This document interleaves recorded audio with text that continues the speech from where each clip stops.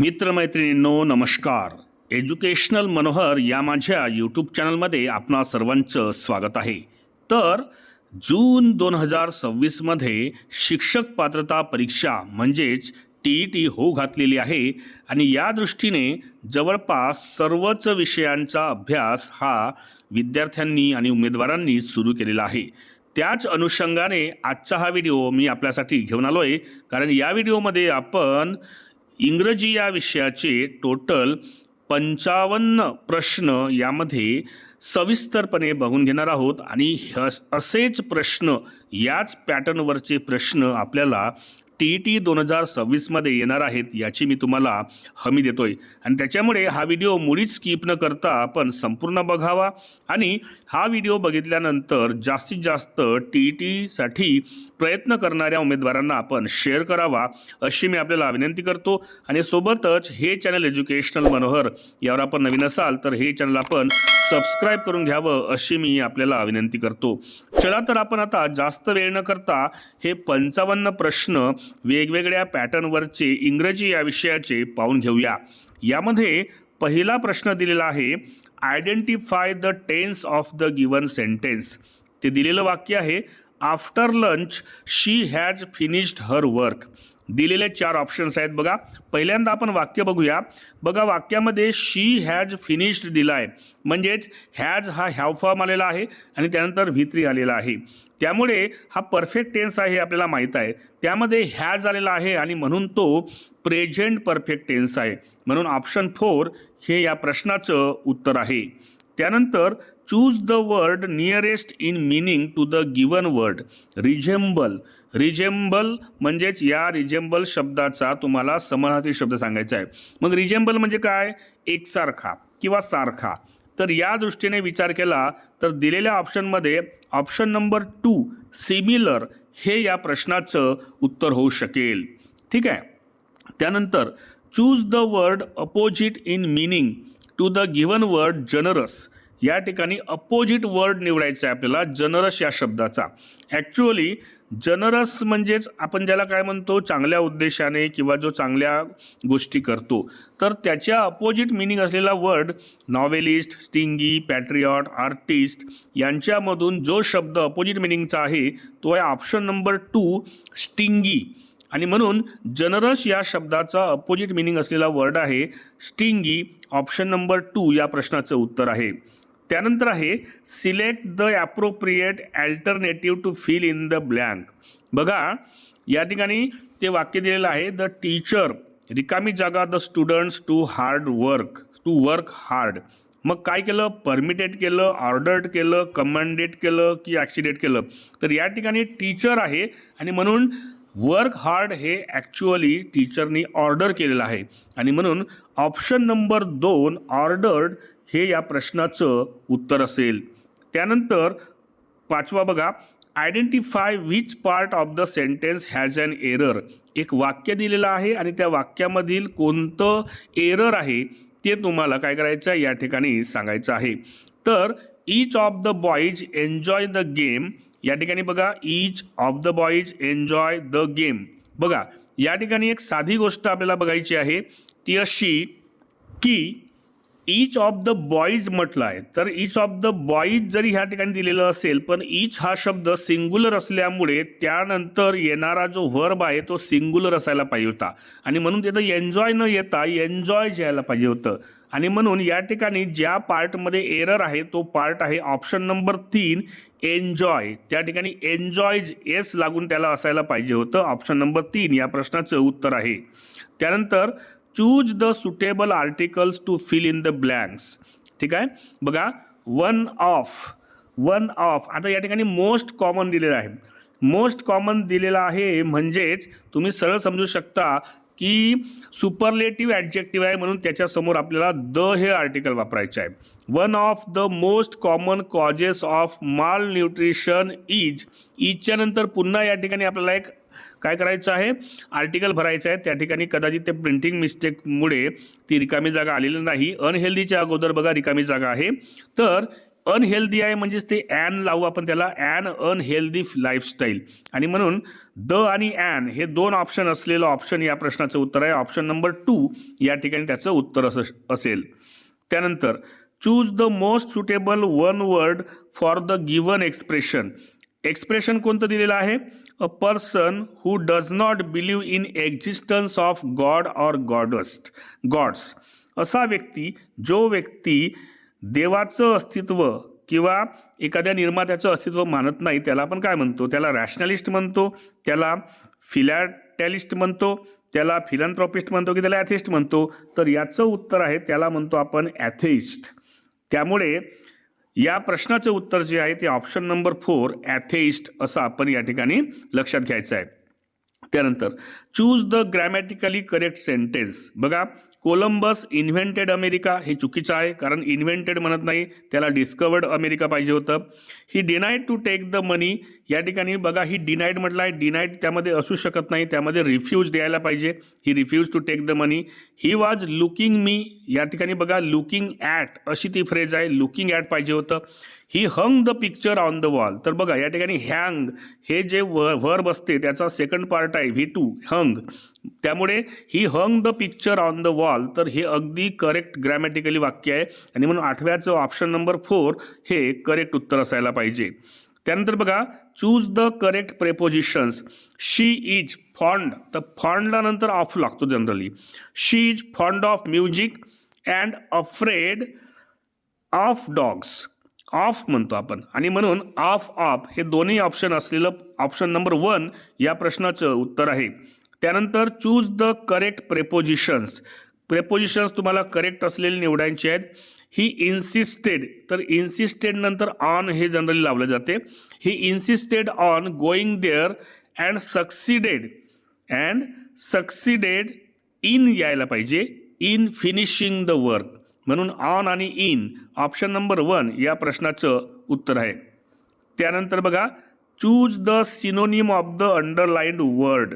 बघा, underlined word आहे बघा, he is very generous person. त्याचा सिनोनिम निवडायचा आहे, म्हणजे समानार्थी शब्द निवडायचा आहे. मग जनरसला आपण काय म्हणतो? तर जनरस म्हणजे जो इतरांबद्दलचा विचार करतो, त्यांच्याबद्दल चांगल्या भावना ठेवतो, त्याला म्हणतो आपण काइंड. आणि म्हणून ऑप्शन नंबर 1 या प्रश्नाचं उत्तर आहे. त्यानंतर choose the synonym of the underlined word. She gave a brief explanation. या ठिकाणी ब्रीफ या शब्दाचं समानार्थी शब्द आपल्याला काढायचा आहे. तर ब्रीफ या शब्दाचा जो समानार्थी शब्द आहे तो होतो शॉर्ट, कारण एक छोटंसं एक्सप्लेनेशन आपण म्हणतो त्याला शॉर्ट असं एक शब्द आपण वापरतो. ऑप्शन नंबर 2 या प्रश्नाचं उत्तर आहे. त्यानंतर choose the antonym of the underlined word. Antonym म्हणजे विरुद्धार्थी शब्द. The room was vacant. Vacant म्हणजे रिकामी, तर रिकामीच्या अपोजिट भरलेली. मग भरलेलीच्यासाठी शब्द कोणता येईल? तो येईल ऑक्युपाईड. आणि म्हणून या प्रश्नाचं उत्तर आहे ऑप्शन नंबर 2 ऑक्युपाईड. त्यानंतर बघा, choose the antonym of the underlined word. He gave a bold answer. Bold म्हणजेच आपण ज्याला म्हणतो थोडासा धाडसी उत्तर त्यानं दिलं. त्याच्या अँटोनिम पाहायचा आहे म्हणजे विरुद्धार्थी शब्द. तर बोल्ड या शब्दाचा विरुद्धार्थी शब्द जो होतो तो टिमिड होतो, कारण टिमिड म्हणजे भित्रा किंवा घाबरट असं आपण मानतो. आणि म्हणून ऑप्शन नंबर 2 या प्रश्नाचं उत्तर आहे. त्यानंतर बघा, choose the correctly spelled word. या ठिकाणी रिसीव्ह हा शब्द आहे, त्याच्या वेगवेगळ्या स्पेलिंग्स तुम्हाला दिल्या आहेत. तर त्याची करेक्ट स्पेलिंग जी असायला पाहिजे ती असायला पाहिजे RECEIVE. ऑप्शन नंबर 2 या प्रश्नाचं उत्तर असायला पाहिजे. त्यानंतर बघा, choose the correctly spelled word पुन्हा आलेला आहे. ऑकरन्स या शब्दाची स्पेलिंग दिलेली आहे, तर त्याची करेक्ट स्पेलिंग असायला पाहिजे OCCURRENCE. ही कुठे दिसते तुम्हाला? ती आहे ऑप्शन नंबर 2 मध्ये. बघा, आहे ना. आणि म्हणून या ठिकाणी ऑप्शन नंबर 2, मला वाटतं ऑप्शन नंबर 4 मध्ये सुद्धा प्रिंटिंग मिस्टेक्समध्ये तीच स्पेलिंग आली आहे. तर या ठिकाणी ऑप्शन नंबर 2 किंवा ऑप्शन नंबर 4 हे दोन्ही शब्द तुमचे करेक्ट या ठिकाणी उत्तर असायला पाहिजेत. त्यानंतर बघा, एक पॅसेज देण्यात आलेला आहे तुम्हाला आणि त्या पॅसेजच्या आधारावर प्रश्न देण्यात आले आहेत. A young boy love to draw pictures though his drawings were not perfect. He practised every day. People often laughed at हिम.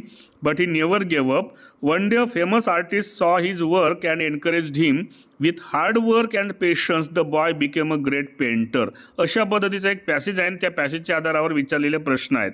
पहिला प्रश्न विचारला आहे, why did people laugh at him. Option आहेत, he was lazy, his drawings were not perfect, he was rude, he was careless. तर according to passage याचं उत्तर असायला पाहिजे his drawings were not perfect. Option number 2 या प्रश्नाचं उत्तर असेल. त्यानंतर बघा, what was the boy's reaction. यावर त्या मुलाची रिॲक्शन काय असायची. He stop drawing, he got angry, he continued practising, he cried.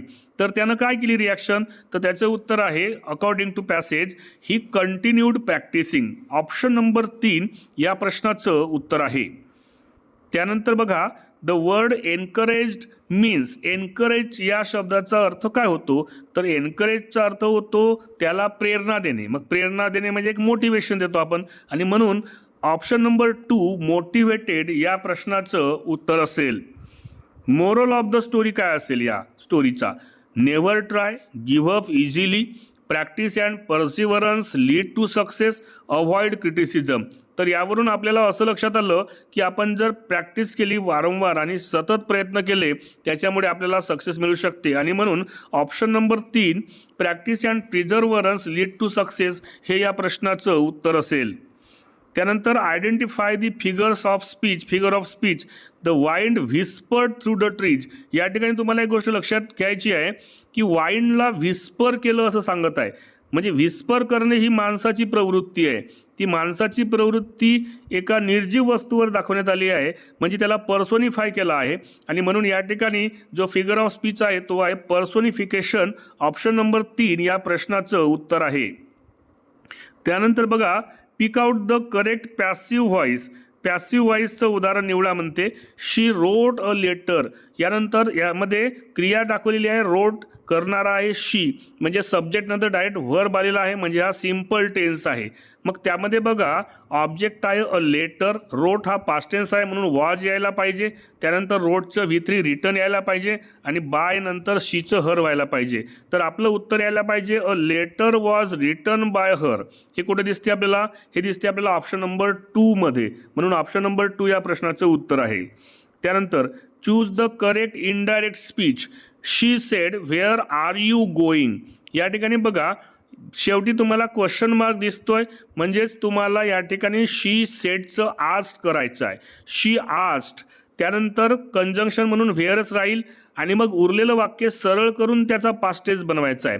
R you going, तर त्याचं येईल, आपण करूया यूचं करू आय, आरचं पास्ट आयला लागतो वॉज आणि गोईंग. मग आपलं उत्तर यायला पाहिजे she asked where I was going. हे कुठं दिसते तुम्हाला, हे दिसते ऑप्शन नंबर 1 मध्ये, म्हणून ऑप्शन 1 या प्रश्नाचं उत्तर आहे. त्यानंतर आहे arrange the letters to form a meaningful word. REETC. या ठिकाणी बघा, यांना जर बरोबर अरेंज केलं तर बघा असं होईल ते REACT रिॲक्ट. आता R 1 नंबरवर आहे, E 3 नंबरवर आहे, A 2 नंबरवर आहे, C 5 नंबरवर आहे आणि T 4 नंबरवर आहे. म्हणजे 1 3 2 5 4 हे ऑप्शन नंबर 4 मध्ये दिसते आपल्याला, म्हणून ऑप्शन नंबर 4 या प्रश्नाचं उत्तर आहे बघा. त्यानंतर choose the correct simple sentence. He open the door and entered the room. या ठिकाणी 2 सेपरेट सेंटेन्सेस आहेत. He open the door, entered the room, आणि त्यांना कंजंक्शनही जोडला आहे. आपल्याला कोणत्या तरी एका व्हर्बला त्याला V5 बनवायला लागेल, म्हणून ते कुठं दिसते आपल्याला V5 बनवलेलं. एक ओपनिंग दिसतो आणि एक एंटरिंग दिसतो, पण पहिली क्रिया कोणती झालेली आहे, ओपन करण्याची, म्हणून ओपनिंगवाला सेंटेन्स बरोबर आपण मानू. Opening the door he entered the room. Option number 1 हे सिम्पल सेंटेन्सचं करेक्ट वाक्य आहे या ठिकाणी. Identify the clause. क्लॉज ओळखा म्हणतो. The boy who is playing is my brother. असा मुलगा जो खेळत आहे तो माझा ब्रदर आहे. या ठिकाणी who is playing is my brother हा जो क्लॉज आलेला आहे हा कोणासाठी आलेला आहे, बॉयबद्दल अधिकची माहिती देण्यासाठी. मग एखादा शब्द जो नामाबद्दल, बॉय हा नाऊन आहे, नाऊनबद्दल अधिकची माहिती देणाऱ्या शब्दाला काय म्हणतो आपण, ॲडजेक्टिव्ह. आणि म्हणून या ठिकाणी जो क्लॉज आहे तो आहे ॲडजेक्टिव्ह क्लॉज. ऑप्शन नंबर 2 या प्रश्नाचं उत्तर आहे. त्यानंतर choose the correct positive degree. He is the tallest boy in the class. या ठिकाणी सुपरलेटिव्ह डिग्री आहे. The plus third form of adjective असं त्या ठिकाणी कन्स्ट्रक्शन आहे. त्याच्यामुळे त्या ठिकाणी नो अदरनी सुरुवात व्हायला पाहिजे त्या डिग्रीची, आणि म्हणून ज्या वाक्यामध्ये नो अदरनी सुरुवात झालेली आहे तेच आपलं करेक्ट वाक्य आहे. बघा, no other boy is as tall as he. Option number 1 हे या प्रश्नाचं करेक्ट पॉझिटिव्ह डिग्रीचं उत्तर आहे. Identify the parts of speech. He is a wise man. Wise या शब्दाची जात सांगा, पार्ट्स ऑफ स्पीच शब्दाची. तर वाईज मॅन, वाईजच्या नंतर मॅन आलेला आहे. मॅन हा नाऊन आहे. नाऊनबद्दल मॅन कसा मॅन, वाईज मॅन. मॅन ह्या नाऊनबद्दल अधिकची माहिती देणारा शब्द आहे वाईज, म्हणजेच तो आहे ॲडजेक्टिव्ह. ऑप्शन नंबर 2 या प्रश्नाचं उत्तर आहे. Choose the correct article. He is. आता ऑनेस्ट मॅन आहे. ऑनेस्ट हा शब्द ॲक्च्युअली स्पेलिंगमध्ये येच आहे, पण त्याचा जो उच्चार आहे तो व्हॉवेलसारखा, स्वरासारखा होतो, म्हणून त्या ठिकाणी ॲन हा आर्टिकल यायला पाहिजे. He is an honest man. Option number 2 या प्रश्नाचं उत्तर आहे. त्यानंतर choose the sentence in which the correct articles are used. असं वाक्य सांगा ज्या ठिकाणी करेक्ट आर्टिकल्स वापरले आहेत. A sun rises in the east. बघा, अ सन म्हणत नाही आपण, हे रॉंग आहे. The sun rises in the east. या ठिकाणी बघा सनला द लावलेला आहे, आणि ज्या डायरेक्शनल ज्या कॉर्डिनल्स असतात दिशादर्शक त्यांच्या समोर सुद्धा द हे आर्टिकल लावले जाते. म्हणजे ऑप्शन नंबर 2 या प्रश्नाचं करेक्ट उत्तर आहे. तिसऱ्यामध्ये बघा, sun rises in the east या ठिकाणी होणार नाही. The sun rises in east हेही होणार नाही. ऑप्शन नंबर 2 या प्रश्नाचं उत्तर आहे. Choose the correct prepositions to fill in the blanks. She is fond of. Of हा शब्द वापरतो आपण. She is fond of, generally fond ऑफच म्हणतो आपण. She is fond of music but allergic to dust म्हणतो आपण, टू डस्ट. म्हणून ऑफ आणि टू ऑप्शन नंबर 1 या प्रश्नाचं उत्तर असेल. त्यानंतर बघा, choose the word nearest in meaning to the underlined word. He gave a candid reply. He gave a candid reply. बघा, कॅन्डिड या शब्दाचा अर्थ होतो आपण ज्याला म्हणतो ना एक प्रकारे विश्वासाने. आणि विश्वास हा शब्द कोणत्या वाक्यात दिसतो तुम्हाला? तो दिसतो ऑनेस्ट या शब्दामध्ये. म्हणून ऑप्शन नंबर 1 ऑनेस्ट, कॅन्डिड हे त्याचं मिनिंगफुल वर्ड आहे. Choose the word opposite in meaning to scarce. Scarce म्हणजे कमतरता असणे. मग कमतरतेच्या विरुद्ध विपुलता, भरपूर प्रमाणात असणे. कुठं आहे ते? प्लेंटीमध्ये. म्हणून ऑप्शन नंबर 2 या प्रश्नाचं उत्तर आहे. त्यानंतर fill in the blank with correct passive form. The work has completed before the deadline, was completed, is completing, had completed. बघा, या ठिकाणी तुम्ही जर 3 वाक्य पाहिले, has completed, is completing, had completed, हे ॲक्च्युअली ॲक्टिव्ह व्हॉईसमध्ये असणारे फॉर्म्स आहेत. एकच फॉर्म असा आहे की जो पॅसिव्ह व्हॉईसमध्ये आहे, तो आहे वॉज कम्प्लिटेड. म्हणून तोच आपलं उत्तर आहे. The work was completed before the deadline. Option number 2 या प्रश्नाचं उत्तर आहे. Choose the correct alternative. I will inform him if I had non the fault. जर मला सत्य माहीत असतं तर मी त्याला अगोदरच इन्फॉर्म केलं असतं असं म्हणायचं आहे. मग त्या ठिकाणी आय वूड हॅव इन्फॉर्म्ड असतं. म्हणून या ठिकाणी त्या प्रश्नाचं उत्तर जे यायला पाहिजे ते तिसरं यायला पाहिजे, I would have informed. Choose the correct indirect speech. He said I am busy. मग बघा, 3 वाक्य दिली आहेत. He said that he was busy, he said that I am busy, he told he was busy. आता या ठिकाणी told होतच नाही, कारण सेड टू असेल तर टोल्ड होते. He said that I am busy यामध्ये त्या वाक्याचं इनडायरेक्ट स्पीच करण्यातच आलेलं नाही. त्यामुळे एकच वाक्य बरोबर आहे. He said that he was busy. म्हणून ओनली ए हे जे ऑप्शन आहे, ऑप्शन नंबर 1 हेच त्याचं करेक्ट उत्तर आहे. Choose the word opposite in meaning to the given word.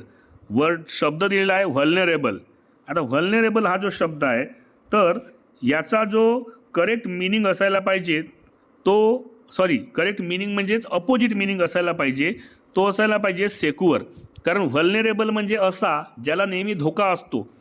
मग धोका असलेल्याच्या विरुद्ध सुरक्षित असणारा कोण? सेक्युअर. आणि म्हणून ऑप्शन नंबर 1 हे सेक्युअर व्हल्नरेबल याचं करेक्ट अपोजिट मिनिंग असलेलं वर्ड आहे. Identify the error. She do not like coffee. हे अगदी सोपं आहे. यामध्ये बघा, शीच्या नंतर डू लागत नाही, डज लागतो केव्हाही. आणि म्हणून या ठिकाणी ऑप्शन नंबर बी म्हणजे ऑप्शन नंबर 2 हे या प्रश्नाचं उत्तर असायला पाहिजे. Choose the one which is correct question tag. For the given sentence. Everything is fine. Everything is फाईनचं क्वेश्चन टॅग काय असायला पाहिजे? Isn't it. आपल्याला माहितीच आहे. त्यामुळे याचं उत्तर आहे ऑप्शन नंबर 2, इजंट इट. त्यानंतर बघा, choose correct prepositions.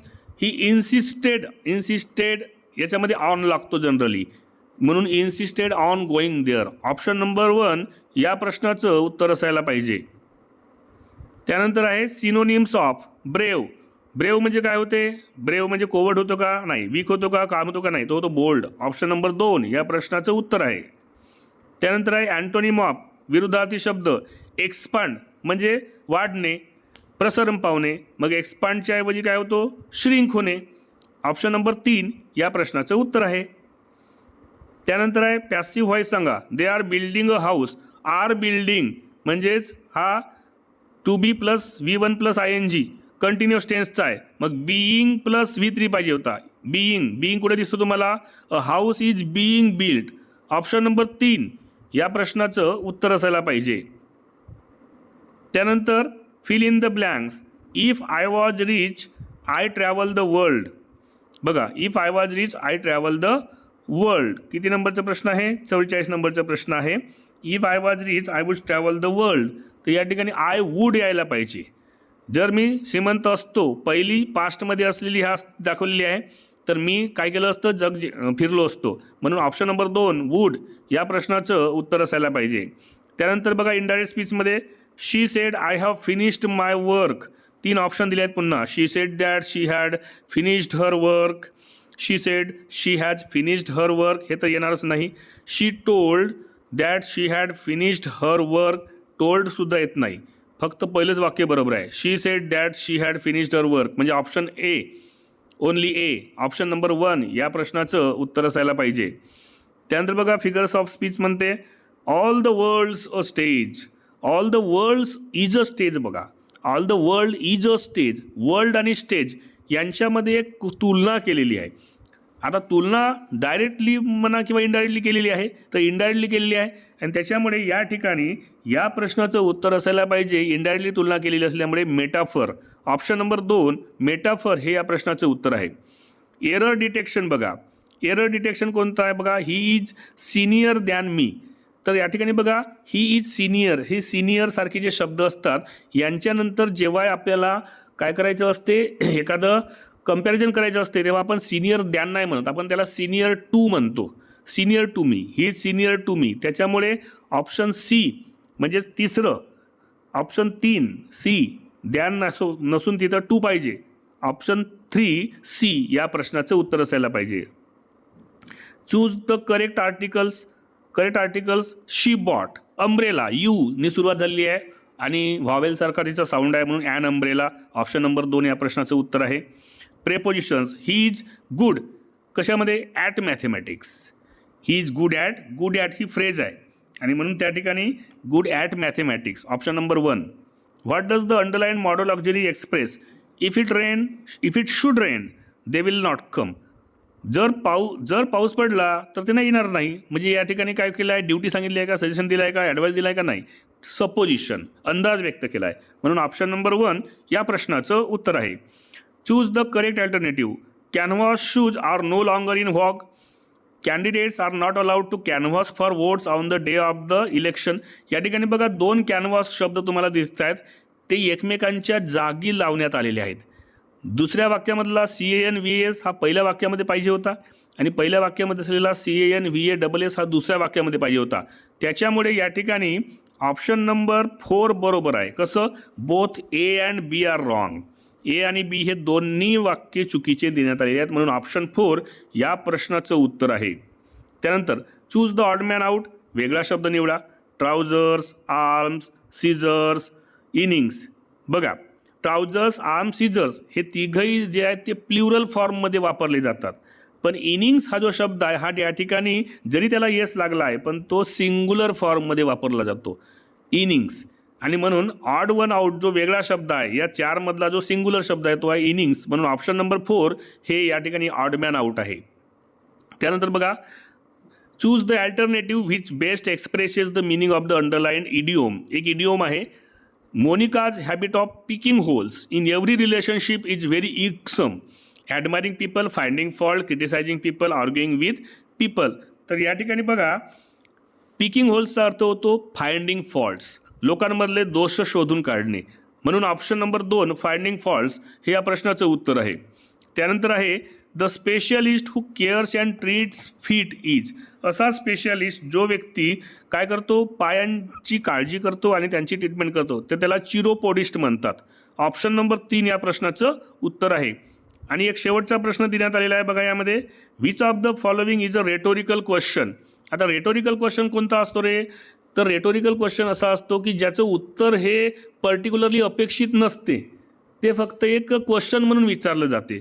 Should a school have a gymnasium, how should one keep oneself physically fit, isn't it a shame to torture the weak, what is demonetization. आता याच्यामध्ये बघा, पहिलं, दुसरं आणि चौथ्याचं जर आपण पाहिलं तर यांचं एक स्पेसिफिक उत्तर द्यावं लागेल.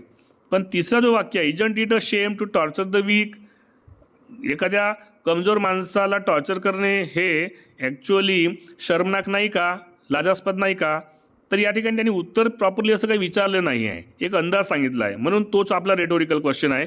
Option number 3 isn't it a shame to torture the weak हेच या प्रश्नाचं उत्तर आहे.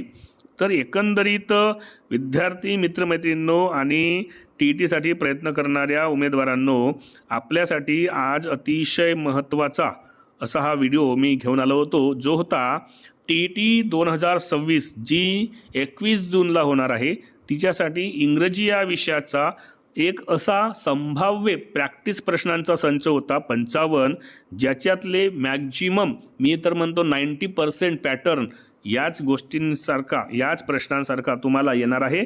त्यामुळे हा व्हिडिओ आपण स्वतः तर बघाच, पण जास्तीत जास्त उमेदवारांना आपण शेअर करा अशी मी आपल्याला विनंती करतो. TETचे इतर विषयांचे व्हिडिओज आपल्याला बघायचे असतील तर ही ती प्लेलिस्ट आहे, TET एज्युकेशनल मनोहर, या व्हिडिओच्या डिस्क्रिप्शनमध्ये आहे, तिच्यामध्ये जा आणि बाकीच्याही विषयांचे बाकीचेही व्हिडिओज आपण पाहून घेऊ शकता. पेपर 1, पेपर 2 दोन्ही याचे व्हिडिओज त्याच्यामध्ये आहेत. आणि काही सजेशन असतील आपल्याला कोणत्या विषयाचे व्हिडिओज बनवायचे तर तेही आपण मला कमेंट्समध्ये सांगा, त्या विषयावरचा व्हिडिओ बनवून दिला जाईल. जाता जाता आपण या व्हिडिओला एक लाईक आणि जास्तीत जास्त शेअर करावं. आणि हे चॅनल एज्युकेशनल मनोहर, यावर आपण नवीन असाल तर हे चॅनल आपण सबस्क्राईब करून घ्यावं अशी मी आपल्याला विनंती करतो. आणि मी आपली आता रजा घेतो. माझ्या TETसाठी प्रविष्ट झालेल्या सर्व शिक्षक बंधू भगिनी आणि विद्यार्थी मित्रमैत्रिणींना माझा नमस्कार.